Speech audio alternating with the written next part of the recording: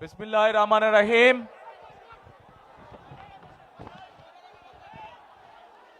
আজকের এই নির্বাচনী সভায় উপস্থিত ঢাকা ৬-এর প্রিয় এলাকাবাসী, উপস্থিত মুরব্বীবর্গ, মা বোনেরা, উপস্থিত ভাইরা, আমার দলীয় সহকর্মীবৃন্দ এবং নেতৃবৃন্দ, আসসালামু আলাইকুম।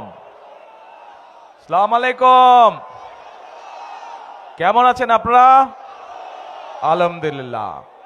প্রিয় ভাই বোনেরা, আজ আমরা সকলে এখানে একত্রিত হয়েছি এই যে 12 তারিখে নির্বাচন, এই নির্বাচন উপলক্ষে আজ এই নির্বাচনী জনসভা। কিন্তু এই যে নির্বাচন হচ্ছে, যে নির্বাচনে ইনশাআল্লাহ বহু বছর পরে ঢাকা ৬-এর অধিবাসী সহ সমগ্র বাংলাদেশের মানুষ তাদের ইচ্ছা মতন স্বাধীন মতন ভোট দিতে পারবে। কিন্তু এই যে অধিকার, এই অধিকার আদায় করার জন্য গত 16 বছরে এই বাংলাদেশের বহু সন্তান আত্মত্যাগ করেছে, শহীদ হয়েছে, গুমের শিকার হয়েছে, খুনের শিকার হয়েছে, হাজার হাজার লক্ষ লক্ষ মানুষ গায়েবী মামলার অত্যাচার, গায়েবী মামলার শিকার হয়েছে। হয়তোবা এই জনসভার মধ্যেও বহু মানুষ আছেন যারা গায়েবী মামলার শিকার হয়েছিলেন।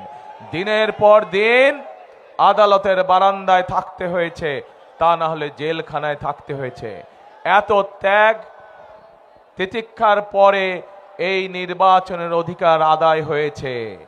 যেই স্বৈরাচার মানুষের অধিকার লুট করে নিয়েছিল, মানুষের রাজনৈতিক অধিকার, কথা বলার অধিকার, ভোট প্রদানের অধিকার লুট করে নিয়েছিল, গত 2024 সালের 5ই আগস্ট ছাত্র জনতার অভ্যুত্থানের ফলে সেই স্বৈরাচার এই দেশ ছেড়ে পালিয়ে যেতে বাধ্য হয়েছে। প্রিয় ভাই বোনেরা, এখন প্রিয় ভাই বোনেরা, ভোট তো বাংলাদেশের মানুষ দিবে, কিন্তু ভোট দেওয়ার সাথে সাথেই আমাদের যেমন গণতন্ত্রের ভিত্তি আস্তে আস্তে শক্তিশালী হবে, কিন্তু একই সাথে আমাদেরকে শুধু ভোট দিলেই চলবে না, ভোট দেওয়ার সাথে সাথে আমাদেরকে দেশ গঠনের কাজে হাত দিতে হবে।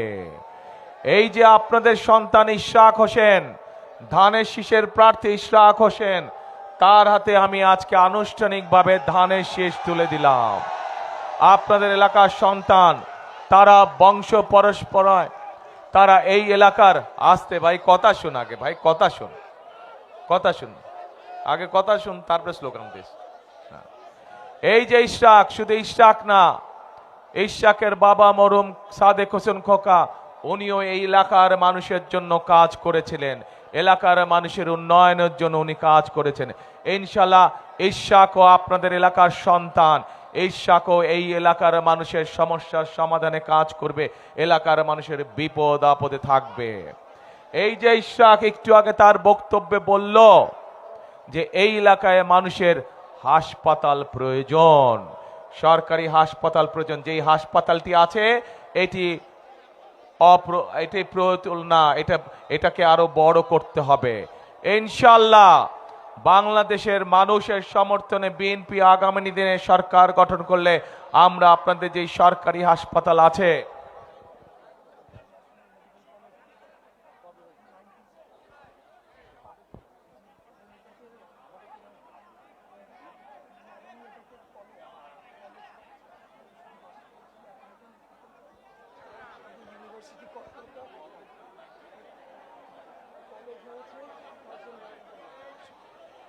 এই হাসপাতালকে ইনশাআল্লাহ আমরা শয্যা সংখ্যা বৃদ্ধি করব, যাতে এই এলাকার মানুষ সহজেই চিকিৎসা সুবিধা পেতে পারে। প্রিয় ভাই বোনেরা, এই এলাকার আর একটি বড় সমস্যা আছে। এই সমস্যা শুধু এই এলাকার নয়, এই সমস্যা সমগ্র ঢাকা শহরের। সেটি হচ্ছে বুড়িগঙ্গা নদী। এই বুড়িগঙ্গা নদীকে আমাদেরকে ঠিক করতে হবে। বুড়িগঙ্গা নদীর পানি সম্পূর্ণভাবে কলুষিত হয়ে গিয়েছে। এই বুড়িগঙ্গা নদীকে আমাদের সুন্দর করে আবার পরিষ্কার করতে হবে, যাতে এই এলাকার মানুষ যেই বুড়িগঙ্গাকে নিয়ে গর্ব করত, সেই আমরা গর্বকে যাতে আবার ফিরিয়ে আনতে পারি। প্রিয় ভাই বোনেরা, এই এলাকার আরেকটি সমস্যা আছে। সেই সমস্যাটি হচ্ছে এলাকার মানুষের কর্মসংস্থানের সমস্যা। আমরা সিদ্ধান্ত গ্রহণ করেছি যে ইনশাল্লাহ বিএনপি সরকার গঠন করলে ঢাকা শহর সহ যেখানে যেখানে বাংলাদেশের যেই বিষয় বিশেষজ্ঞ আছে সেখানে সেই অঞ্চলের উপযুক্ত করে ইনশাল্লাহ আমরা শিল্প কর কারখানা গড়ে তুলব, যাতে করে সেই এলাকার মানুষেরা, সেই এলাকার যুবকরা, সেই এলাকার তরুণরা, সেই এলাকার মেয়েরা সেখানে কর্মসংস্থানের ব্যবস্থা করতে পারে। একই সাথে আমি খবর নিয়ে জেনেছি এই এলাকার মানুষ বিভিন্ন টেকনিক্যাল কলেজ এবং ভোকেশনাল ইনস্টিটিউশন চায় এলাকার যারা শিক্ষিত ছেলেরা আছে, মেয়েরা আছে, তাদেরকে দক্ষভাবে গড়ে তোলার জন্য। এরই ভিতরে আমরা পরিকল্পনা গ্রহণ করেছি যে বিএনপি ইনশাল্লাহ সরকার গঠন করলে শুধু ঢাকা 6ই নয়, আমরা সমগ্র বাংলাদেশে পর্যায়ক্রমিকভাবে সব জায়গায়, সব অঞ্চলে, ওই অঞ্চলের উপযোগী করে আমরা ভোকেশনাল ইনস্টিটিউট, টেকনিক্যাল ইনস্টিটিউট, আইটিতে যে আমাদের ছেলেমেয়েরা কাজ করে তাদেরকে বিভিন্ন বিষয়ে ট্রেনিং দেওয়ার জন্য আমরা এই প্রতিষ্ঠানগুলি গড়ে তুলব। আমরা আমাদের ছেলেমেয়েদেরকে দক্ষ নাগরিক হিসাবে গড়ে তুলব, যাতে করে তারা দেশেই হোক বিদেশে হোক যাতে তারা কর্মসংস্থানের ব্যবস্থা করতে পারে। প্রিয় ভাই বোনেরা, আপনাদের নিশ্চয়ই মনে আছে এর আগে যখন দেশনেত্রী বেগম খালেদা জিয়া সরকার পরিচালনার দায়িত্বে ছিলেন, তখন এই দেশের মেয়েদেরকে শিক্ষিত করার জন্য উনি একটি পদক্ষেপ নিয়েছিলেন, এবং সেটি ছিল ক্লাস 1 থেকে ক্লাস 12 পর্যন্ত মেয়েদের শিক্ষা ব্যবস্থা বিনামূল্যে করে দেওয়া। আমরা সিদ্ধান্ত গ্রহণ করেছি ইনশাল্লাহ আগামীতে সরকার গঠন করলে আরো উপরের পর্যন্ত, ইউনিভার্সিটি পর্যন্ত, বিভিন্ন পর্যায় পর্যন্ত আমরা মেয়েদের শিক্ষা ব্যবস্থা যে ফ্রি, সেটার আমরা ইনশাল্লাহ প্রসার ঘটাবো, যাতে আমাদের মেয়েরা, আমাদের দেশের মেয়ে সন্তানরা যাতে বিনামূল্যে আরো উচ্চতর শিক্ষা গ্রহণ করতে পারে বিনামূল্যে, সেই ব্যবস্থা ইনশাল্লাহ আমরা গ্রহণ করব। শুধু তাই নয়, আমাদের মা বোনদেরকে শিক্ষার আলোর পাশাপাশি তাদেরকে অর্থনৈতিকভাবে স্বাবলম্বী করে গড়ে তোলার জন্য, সেটি শহরেই হোক গ্রামেই হোক যে জায়গায় হোক না কেন, বিশেষ করে যারা খেটে খাওয়া মানুষ সেই সকল পরিবারের গৃহিণীদেরকে বা মাদেরকে আমরা ফ্যামিলি কার্ড পৌঁছে দিতে চাই। যেই ফ্যামিলি কার্ডের মাধ্যমে প্রতি মাসে আমরা এই পরিবারগুলোর কাছে একটি সহযোগিতা পৌঁছাবো, যার মাধ্যমে ধীরে ধীরে এই পরিবারগুলো ইনশাল্লাহ সামনে স্বাবলম্বী হয়ে গড়ে উঠবে। প্রিয় ভাই বোনেরা, একই সাথে বাংলাদেশের কৃষক ভাইদের পাশে আমরা দাঁড়ানোর সিদ্ধান্ত নিয়েছি। এখানে নিশ্চয়ই বহু মানুষ উপস্থিত আছেন যাদের বাংলাদেশের বিভিন্ন অঞ্চলে গ্রামে গঞ্জে পরিবার পরিজন আছেন যারা কৃষি কার্যের সাথে জড়িত, এবং নিজেরাও হয়তো প্রত্যক্ষ না হলেও পরোক্ষভাবে হয়তো কৃষি কাজের সাথে জড়িত আছেন। আমরা সিদ্ধান্ত গ্রহণ করেছি আমাদের দেশের কৃষক ভাইদেরকে যেভাবে মা বোনদেরকে আমরা ফ্যামিলি কার্ড দেব, একইভাবে কৃষক ভাইদেরকেও আমরা একটি কৃষি কার্ড দেব, যার মাধ্যমে কৃষক ভাইদের কাছে আমরা কৃষি সংক্রান্ত বিভিন্ন সহযোগিতা সোজাসুজি ডাইরেক্টলি তাদের কাছে পৌঁছে দিব। এবং একই সাথে আমরা সিদ্ধান্ত গ্রহণ করেছি সমগ্র বাংলাদেশের যেসব কৃষক ভাইয়ের 10,000 টাকা পর্যন্ত কৃষি ঋণ আছে, সেই কৃষি ঋণগুলো আমরা সুদ সহ ইনশাল্লাহ মওকুফ করার ব্যবস্থা করব। প্রিয় ভাই বোনেরা, আমরা আমাদের সন্তানদেরকে যেরকম লেখাপড়া শেখাবো, আমরা যেমন তাদের মধ্যে থেকে বিভিন্ন পেশার দক্ষ মানুষ গড়ে তুলবো, ডাক্তার, ইঞ্জিনিয়ার, আর্কিটেক্ট, উকিল, ব্যারিস্টার আমরা গড়ে তুলবো, একইভাবে আমরা আমাদের দেশে বহু প্রতিভাবান ছেলেমেয়েরা আছে যারা বিভিন্ন খেলাধুলায় পারদর্শী। আমরা সিদ্ধান্ত গ্রহণ করছি সমগ্র বাংলাদেশ থেকে আমাদের এইসব প্রতিভাবান বাচ্চাদেরকে বের করে নিয়ে আসবো এবং তাদেরকে আমরা দক্ষ খেলোয়াড় হিসাবে গড়ে তুলবো, পেশাদারি খেলোয়াড় হিসাবে তাদেরকে আমরা গড়ে তুলবো। প্রিয়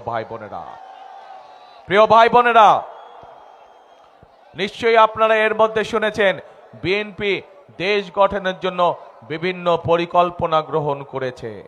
আজ একটু আগে যে বক্তব্যের মধ্যে আমি আপনাদেরকে বললাম যে 12 তারিখে নির্বাচন শুধু সঠিক মানুষ নির্বাচন করার দিন নয়, 12 তারিখ হচ্ছে একই সাথে আমাদের দেশ গঠনের নির্বাচন। প্রিয় ভাই বোনেরা, দেশকে যদি গঠন করতে হয়, এই যে যতগুলো সমস্যা আমরা এই এলাকার শুনলাম, এই সমস্যাগুলো যদি সমাধান করতে হয়, তাহলে আমাদেরকে সঠিক ব্যক্তি এবং সঠিক রাজনৈতিক দলকে বাছাই করে নিতে হবে। এই মুহূর্তে বাংলাদেশে যে রাজনৈতিক দলগুলো আছে, সেই রাজনৈতিক দলগুলোর মধ্যে একমাত্র বিএনপি হচ্ছে সেই রাজনৈতিক দল যাদের দেশ গঠনের পরিকল্পনা রয়েছে। এই মুহূর্তে যেই রাজনৈতিক দলগুলো বাংলাদেশে আছে, তার মধ্যে বিএনপি হচ্ছে একমাত্র রাজনৈতিক দল যেই রাজনৈতিক দলের কাছে মানুষের ভাগ্য পরিবর্তনের কর্মসূচি রয়েছে। প্রিয় ভাই বোনেরা, এবং শুধু পরিকল্পনায় নয়, শুধু কর্মসূচিই নয়, বিএনপি হচ্ছে একমাত্র রাজনৈতিক দল যেই রাজনৈতিক দল অতীতে দেশ পরিচালনার অভিজ্ঞতা রয়েছে যাদের।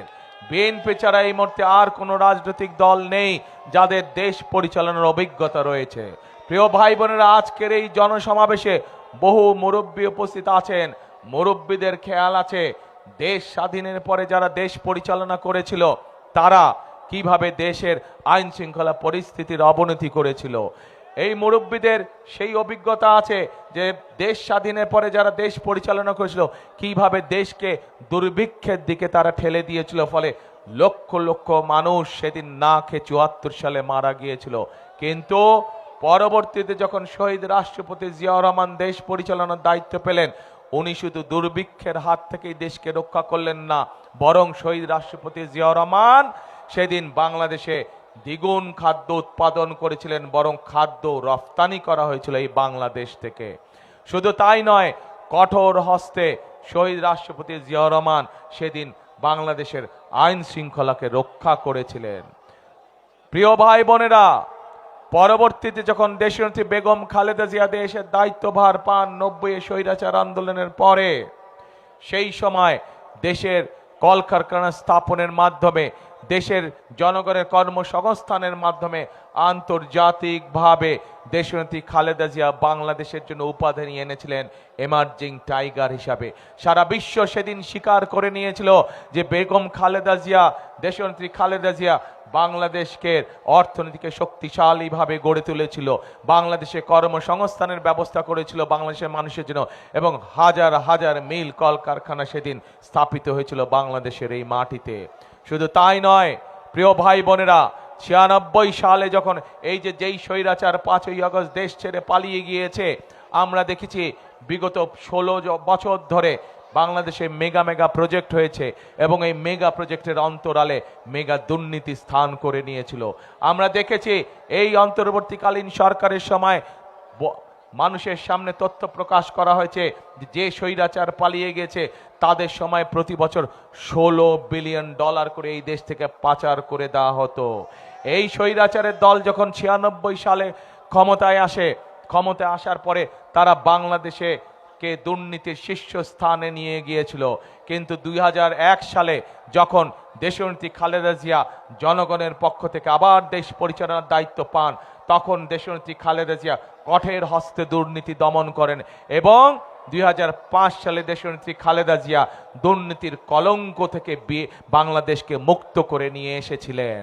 প্রিয় ভাই বোনেরা, সেজন্যই আপনাদের সামনে আমি বলেছি যে আমাদের যতগুলো পরিকল্পনা আছে, আমাদের যতগুলো কর্মসূচি আছে, এই কর্মসূচিগুলোকে যদি সফল করতে হয়, এই কর্মসূচিগুলোর সুফল যদি জনগণের কাছে পৌঁছে দিতে হয়, তাহলে দুটি কাজ আমাদেরকে অবশ্যই করতে হবে। একটি হচ্ছে দুর্নীতিকে কঠোর হস্তে আমাদের দমন করতে হবে, দুর্নীতির লাগাম টেনে ধরতে হবে, এবং একই সাথে দেশের মানুষের আইন শৃঙ্খলা নিশ্চিত করতে হবে। প্রিয় ভাই বোনেরা, এবং এই দুইটি কাজে বিএনপি সফলভাবে অতীতে করেছে। কাজে এই কাজ করার অভিজ্ঞতা একমাত্র বাংলাদেশে এই মুহূর্তে বিএনপি নামক যে দলটি, সেই রাজনৈতিক দলেরই এই অভিজ্ঞতা রয়েছে। প্রিয় ভাই বোনেরা, আজ আমাদের সামনে বহু সমস্যা, দেশের অর্থনীতি আমাদের ভেঙে পড়েছে, দেশের স্বাস্থ্য ব্যবস্থা আমাদের ভেঙে পড়েছে, দেশের শিক্ষা ব্যবস্থা আমাদের ভেঙে পড়েছে। বাংলাদেশে কোটি কোটি মানুষ আজ, কোটি কোটি তরুণ, কোটি কোটি যুবক আজ বেকার হয়ে বসে আছে। তাদের কর্মসংস্থানের প্রয়োজন। আমাদের শিক্ষার জন্য আগামী প্রজন্মের শিশুদের শিক্ষা ব্যবস্থাকে আমাদের গড়ে তুলতে হবে। আমাদেরকে বিদেশ থেকে, আপনারা নিশ্চয়ই পত্র পত্রিকার খবর দেখেছেন যে বিগত কয়েকদিন ধরে আমি বিভিন্ন দেশের রাষ্ট্রদূতদের সাথে কথা বলেছি। প্রত্যেকের সাথে কথা বলার সময় আমি বলেছি যে এই বাংলাদেশের মানুষের জন্য আমাদেরকে কর্মসংস্থানের ব্যবস্থা করতে হবে এবং আমরা চাই আপনারা আপনাদের দেশ থেকে বিনিয়োগকারীদেরকে বাংলাদেশে নিয়ে আসুন। প্রিয় ভাই বোনেরা, প্রত্যেকটি দেশের রাষ্ট্রদূত বলেছে ইনশাআল্লাহ বিএনপি ক্ষমতায় আসলে, বিএনপি সরকার গঠন করলে আগামী নির্বাচনে আমরা আমাদের দেশের বিনিয়োগকারীদেরকে এই দেশে নিয়ে আসব, যাতে করে তারা এখানে মিল ফ্যাক্টরি স্থাপন করে এবং এই দেশের মানুষের কর্মসংস্থানের ব্যবস্থা হয়। প্রিয় ভাই বোনেরা, প্রিয় ভাই বোনেরা, প্রিয় ভাই বোনেরা, আজ আজ সময় এসেছে আমাদেরকে এই সমস্যাগুলোর সমাধান করতে হবে এবং এই সমস্যার সমাধানগুলো করার যোগ্যতা এবং অভিজ্ঞতা একমাত্র বিএনপি আছে। আমাদের সামনে বহু সমস্যা। আজ যদি আমরা দেশ গঠনের কাজে হাত না দেই তাহলে আবার আমাদের দেশকে, জনগণকে পিছিয়ে পড়তে হবে। সেজন্যই আগামী 12 তারিখের নির্বাচনে আমাদেরকে সঠিকভাবে মানুষকে যাচাই করে নিতে হবে। আমাদের 12 তারিখের নির্বাচনে সঠিক সিদ্ধান্ত নিয়ে সঠিক দলকে সরকার গঠনের সুযোগ দিতে হবে। প্রিয় ভাই বোনেরা, প্রিয় ভাই বোনেরা, আজ যদি এই বিশাল জনসভার সামনে দাঁড়িয়ে আমি যদি শুধুমাত্র আমার প্রতিপক্ষ সম্পর্কে আপনাদেরকে বলে যেতাম, তাতে জনগণের কোনো উপকার হতো না। হতো কি জনগণের উপকার? জনগণের কোনো উপকার হতো না। সেই জন্যই সংক্ষেপে আমি আপনাদের সামনে আমাদের পরিকল্পনার কথা তুলে ধরেছি। এই মুহূর্তে জনগণের সামনে পরিকল্পনা একমাত্র বিএনপি উপস্থাপন করেছে। বিএনপি নামক রাজনৈতিক দলটি কিভাবে তারা বেকার সমস্যার সমাধান করতে চায়, কিভাবে আমরা আমাদের মাদেরকে, আমাদের দেশের মহিলাদেরকে, আমাদের দেশের নারীদেরকে আমরা কিভাবে স্বাবলম্বী করে গড়ে তুলতে চাই, কিভাবে আমরা আমাদের শিক্ষা ব্যবস্থা গড়ে তুলতে চাই, কিভাবে আমরা আমাদের জলবায়ুর পরিবর্তনে আমরা কাজ করতে চাই, কিভাবে আমরা ট্রাফিক জ্যাম ঠিক করতে চাই, এই পরিকল্পনাগুলো একমাত্র বিএনপির আছে। বিএনপি জনগণের সামনে উপস্থাপন করেছে। প্রিয় ভাই বোনেরা, প্রিয় ভাই বোনেরা, আসুন আজকে আমাদেরকে আমাদের এই দেশকে গড়তে হবে। দেশনেত্রী বেগম খালেদা জিয়া, দেশনেত্রী বেগম খালেদা জিয়া, এই মানুষটিকে আপনারা সকলেই চেনেন। কদিন আগেও এই মানুষটি আমাদের সাথে ছিল, কিন্তু আজ উনি এই দুনিয়া ছেড়ে চলে গিয়েছেন। এই মানুষটিকে বিগত স্বৈরাচার নির্যাতন, স্বৈরাচার সরকার এমন কোন নির্যাতন নেই যা তাকে করেছে। জেল, জুলুম, কেস কাছারি, মিথ্যা মামলাকে সব রকম নির্যাতন করেছে। তাকে তারা বলেছিল যে আপনি দেশ ছেড়ে চলে যান, আমরা আপনাকে কোনো জেল জুলুম করব না। কিন্তু দেশনেত্রী খালেদা জিয়া তাদের সেই কথা শোনেন নাই। উনি বলেছিলেন এই বাংলাদেশি আমার প্রথম, এই বাংলাদেশি আমার শেষ ঠিকানা, এই বাংলাদেশি জনগণ হচ্ছে আমার স্বজন, আমার আপনজন, কাজে এদেরকে ছেড়ে আমি কোথাও যাব না। প্রিয় ভাই বোনেরা, প্রিয় ভাই বোনেরা, এই বাংলাদেশ দেশনেত্রী খালেদা জিয়ার যেমন প্রথম এবং শেষ ঠিকানা ছিল, এই বাংলাদেশে এই মাঠে হাজার লক্ষ মানুষের প্রথম এবং শেষ ঠিকানা, আমাদের সকলের প্রথম এবং শেষ ঠিকানা। কাজে এই দেশকে আমাদেরই গড়ে তুলতে হবে। এই দেশের মানুষের ভাগ্যের পরিবর্তনের জন্য আমাদেরকে পরিশ্রম করতে হবে। শুধু প্রয়োজন সঠিক পরিকল্পনা, প্রয়োজন সঠিক কর্মসূচি, যা একমাত্র বিএনপির কাছেই আছে। ইনশাআল্লাহ 12 তারিখের নির্বাচনে ধানের শীষে, ইশাককে ধানের শীষে আপনারা জয়যুক্ত করলে এবং 12 তারিখের নির্বাচনে সমগ্র বাংলাদেশে বিএনপি ইনশাআল্লাহ সরকার গঠন করলে আমরা দেশ গঠনের কাজে হাত দিব। প্রিয় ভাই বোনেরা, কারা কারা আছেন আমার সাথে দেশ গঠনের কাজে হাত দেবেন? ইনশাআল্লাহ প্রিয় ভাই বোনেরা, আমরা সকলে মিলে দেশ গঠনের কাজে হাত দিব। এটাই হবে আজকের এই জনসভার প্রতিজ্ঞা, এটাই হবে আজকের এই জনসভার শপথ। প্রিয় ভাই বোনেরা, সকল সময়ে শহীদ রাষ্ট্রপতি জিয়াউর রহমান একটি কথায় বিশ্বাস করতেন, দেশনেত্রী খালেদা জিয়া একটি কথায় বিশ্বাস করতেন। তাদের সন্তান হিসাবে আমিও সেই কথায় বিশ্বাস করি এবং সেই কথাটি হচ্ছে করব কাজ, গড়ব দেশ সবার আগে। প্রিয় ভাই বোনেরা, পৃথিবীর বহু দেশ তারা অক্লান্ত পরিশ্রম করে নিজেদের দেশ তারা নিজেরা গঠন করছে, বাইরে থেকে কেউ এসে গঠন করে দেয় নেই। কাজে আমাদেরও দেশ আমাদেরকেই গঠন করতে হবে। বহু শহীদ আত্মত্যাগ করেছেন এই দেশকে স্বাধীন করতে, বহু শহীদ জুলাই আগস্ট মাসে আত্মত্যাগ করেছেন সেই স্বাধীনতা রক্ষা করতে, গণতন্ত্রকে ছিনিয়ে আনার জন্য আমাদের বহু হাজারো সহকর্মী গত 16 বছরে জীবন উৎসর্গ করেছে। তাদের এই ত্যাগকে আমরা বৃথা যেতে দিতে পারি না, এবং যদি বৃথা যেতে দেওয়া না হয় তাহলে আমাদেরকে আগামী দিন যে কোনো মূল্যে আমাদের জনগণের ভাগ্য পরিবর্তন করতে হবে। আমাদেরকে আগামী দিন যে কোনো মূল্যে এই দেশকে সামনের দিকে এগিয়ে নিয়ে যেতে হবে। প্রিয় ভাই বোনেরা, আজকে আসুন, সেই জন্য আপনাদের সকলের কাছে বিএনপির পক্ষ থেকে আজ আমি হাজির হয়েছি। আপনাদের কাছে আমি ধানের শীষের পক্ষে ভোট চাইছি। ধানের শীষের পক্ষে এই জন্য ভোট চাইছি, ধানের শীষ হচ্ছে এই দেশের বাংলাদেশের স্বাধীনতা এবং সার্বভৌমত্বের প্রতীক। ধানের শীষ হচ্ছে এই দেশের মানুষের ভাগ্য পরিবর্তনের প্রতীক। ধানের শীষ হচ্ছে এই দেশের জনগণের ভাগ্য পরিবর্তনের প্রতীক। প্রিয় ভাই বোনেরা, আজ এই পর্যন্তই বক্তব্য রেখে আমার বক্তব্য শেষ করছি। ইনশাল্লাহ আগামী দিন আমরা সকলে কাঁধে কাঁধ মিলিয়ে একসাথে আমরা দেশ গঠনের কাজে হাত দেব ইনশাল্লাহ। এই হোক আমাদের আজকে নির্বাচনী জনসভার শপথ, এই হোক আমাদের নির্বাচনী জনসভার প্রতিজ্ঞা। আল্লাহ হাফেজ। বাংলাদেশ জিন্দাবাদ, বাংলাদেশ জাতীয়তাবাদী দল জিন্দাবাদ। আসসালামু আলাইকুম।